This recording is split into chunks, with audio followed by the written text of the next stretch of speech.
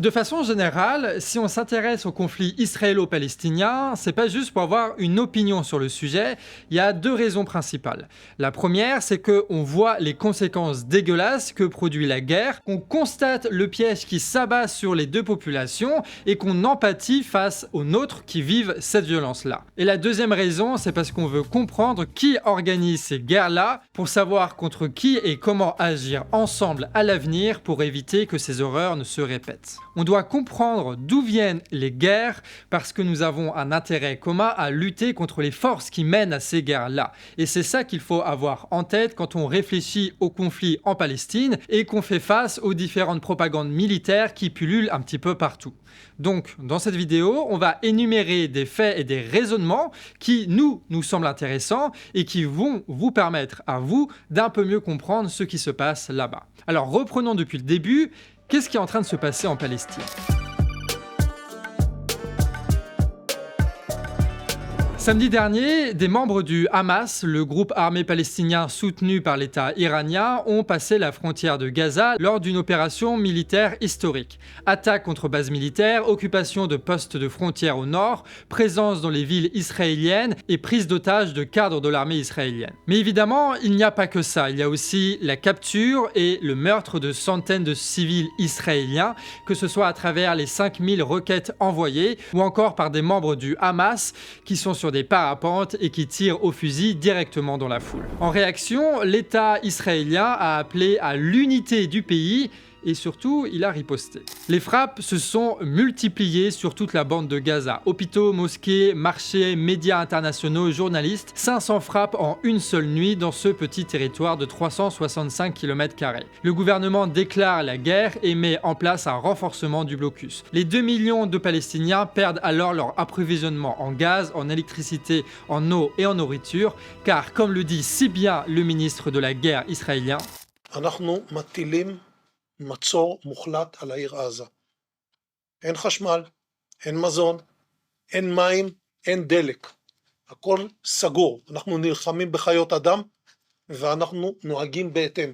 Le Hamas riposte, des roquettes, des captures de lieux stratégiques et du chantage. Pour chaque bombardement israélien, un otage israélien sera abattu. Israël, eux, ont rapproché leur armée de terre aux frontières de Gaza pour une opération de plus grande ampleur encore qui va peut-être venir bientôt. Le bilan du nombre de morts, de blessés et de déplacés va changer dans les prochains jours, donc on va pas vous donner ici des chiffres qui vont devenir faux, mais ce qu'il faut comprendre, c'est que cette bataille armée, elle est historique et les enjeux y sont immenses. Il n'y a jamais eu un affrontement aussi frontal, ouvert et meurtrier depuis ces dernières décennies, avec des acteurs qui sont prêts à aller encore plus loin dans l'escalade militaire. Et évidemment, on vous épargne toutes les images qu'on a dénichées sur les réseaux Telegram, mais ce qui se passe là-bas, c'est moche. C'est vraiment moche. Évidemment, dans cette vidéo, on va pas juste se contenter, de condamner sans rien faire d'autre à côté. On va tenter quelque chose d'un peu plus compliqué, c'est de comprendre comment on en est arrivé là. Parce que tu le sais bien, rien n'arrive par hasard, n'en déplaise à ceux qui veulent faire de ce conflit une guerre religieuse, alors que non, ce n'est pas le cas. Déjà, si le Hamas a pris tant d'importance dans la bande de Gaza, c'est directement imputable à la situation coloniale. Israël maintient un contrôle des terres palestiniennes par la force, par le meurtre et par l'humiliation grâce à son armée. Et depuis la victoire du Hamas dans la bande de Gaza, le blocus y est imposé. Un no man's land grillagé, ultra sécurisé entoure la bande de Gaza. Chaque entrée et sortie est contrôlée, l'accès à la mer est limité, l'économie de Gaza est détruite, plongeant la population dans la misère. En réalité, chaque jour, l'État israélien a la possibilité d'arrêter cette colonisation et d'ouvrir les portes à l'existence de deux États. Chaque jour, l'État israélien a l'opportunité d'arrêter les répressions, les meurtres, les humiliations et le blocus. Chaque jour, cet État israélien a la possibilité de sortir des millions de Palestiniens et d'Israéliens de cette situation. Et cet État-là, il ne le fait pas. Et depuis des décennies, les Palestiniens n'ont absolument aucune perspective. Chacune de leurs résistances, même pacifiques, sont réprimées. L'ONU, les élections, les manifestations, le boycott, rien ne fonctionne. Et quand l'injustice insupportable perdure et que les déclarations suprémacistes se multiplient côté israélien sans qu'il n'y ait de solution, eh ben oui, ça finit par péter et de la pire des façons quand les jeunes rejoignent la seule organisation debout, le Hamas, alimentant le feu de la guerre, enfermant les gens dans l'impuissance face au bombardement. Le Hamas, ce n'est pas la résistance palestinienne. C'est la seule résistance palestinienne possible à Gaza et c'est dramatique, mais ça ne sort pas de nulle part. Sachant ça, évidemment que le renforcement du blocus, les menaces de destruction de Gaza et les interventions suprémacistes de l'État israélien ne vont absolument pas résoudre le problème, seulement créer de la misère et des morts. En réalité, toute l'histoire moderne d'Israël, c'est la création des conditions de guerre en Palestine. Et ça, c'est pas une histoire de religion parce que les juifs ou les musulmans ou je sais pas quoi, c'est parce que l'impérialisme, c'est parce que la colonisation.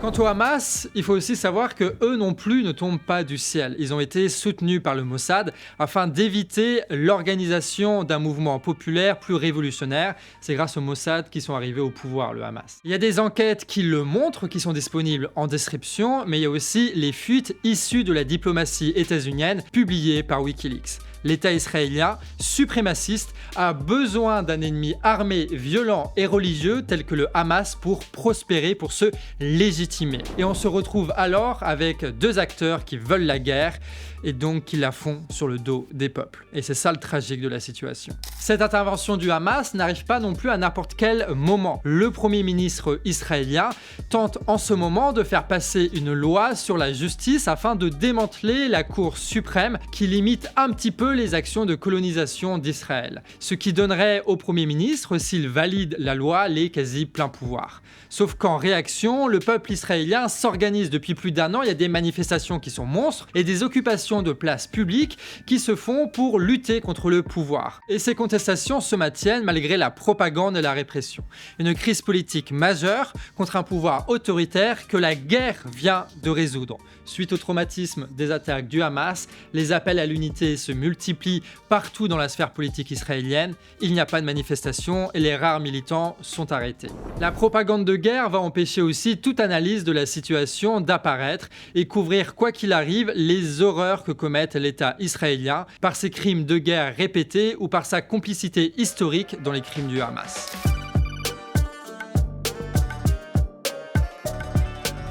Cette guerre arrive aussi à un moment particulier au Proche-Orient. Le gouvernement saoudien multiplie les gestes diplomatiques pour renforcer les relations commerciales avec ses voisins. Il rétablit les liens diplomatiques avec Israël et marche même vers la normalisation de leurs relations. Soutenu par l'État états-unien, ce plan vise aussi à isoler l'Iran, à étendre l'influence de l'État israélien dans la région et permettre à l'Arabie saoudite de se développer économiquement en dehors de ses frontières. Une normalisation qui se fera bien sûr sur le dos des Palestiniens et des Iraniens. Donc pour l'État iranien, le calcul est vite fait. Financer et armer le Hamas au point de rendre possible cette attaque permet de freiner cette normalisation et éviter l'isolement tout en n'entrant pas directement en guerre.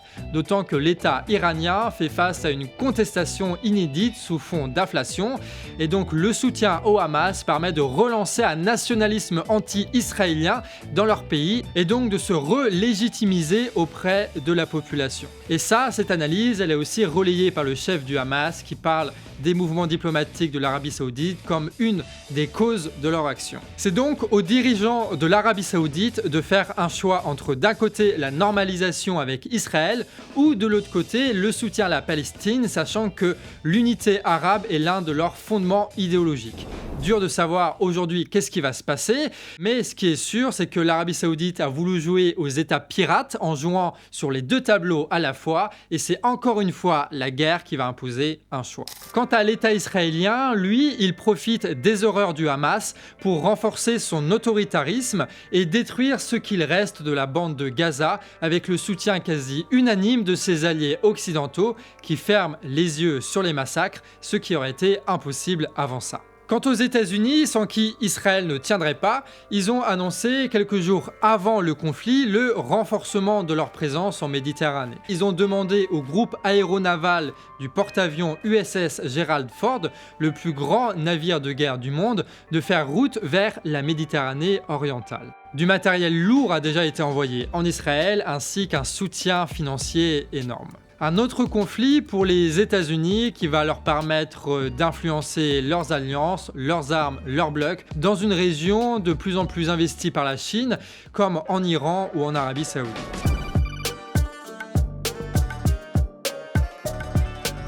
Ok, si on fait un peu le bilan de tout ça, on a vu que la guerre de Palestine, c'est plusieurs choses à la fois. Le plus visible, c'est que c'est un lieu de violence qui sont immondes. Mais quand on cherche un peu, on voit que c'est les résultats d'une politique de colonisation entretenue, organisée et prévisible, mais tout de même maintenue par l'État israélien qui a un intérêt à la guerre pour mettre sous le tapis sa contestation intérieure et mettre la main sur les derniers territoires palestiniens. Et si on prend encore plus de recul, c'est le lieu où se concentrent les tensions d'un grand jeu impérialiste entre l'Iran, l'Arabie Saoudite, la Chine et les États-Unis, des enjeux qui dépassent totalement les populations israéliennes et palestiniennes qui payent eux les conséquences de toutes ces conneries-là. Et donc la guerre de Palestine, c'est tout ça à la fois et en même temps. Et quand on voit un petit peu toute l'accélération de l'histoire qu'on est en train de vivre en ce moment, on se rend bien compte que l'enjeu, ce n'est pas que le conflit israélo-palestinien, mais c'est globalement la généralisation des conflits armés partout dans le monde. Que ce soit en Ukraine, en Palestine, au Niger, en Corée du Nord ou à Taïwan, ce sont 5 pays qui ont des histoires différentes, mais qui sont utilisés de la même façon par les puissants comme un terrain de jeu pour imposer leurs intérêts. Et ceux qui paient le prix, ce sont toujours les populations. C'est là où tu vois que la situation ne va faire que empirer, où l'autoritarisme va se nourrir de la guerre, qui va se nourrir de l'autoritarisme au service des intérêts impérialistes de chacun. Et donc, si on ne s'oppose pas à tout ça, eh bien, personne ne le fera en fait. Alors sur Internet, c'est important de mener le combat, de toujours politiser et de contextualiser les guerres malgré les propagandes stupides de nos dirigeants, et j'ai presque envie de dire pour contrer les propagandes stupides de nos dirigeants. Donc il ne faut cesser de répéter que rien n'est simple, que tout est contradictoire et qu'il faut réfléchir avant de l'ouvrir.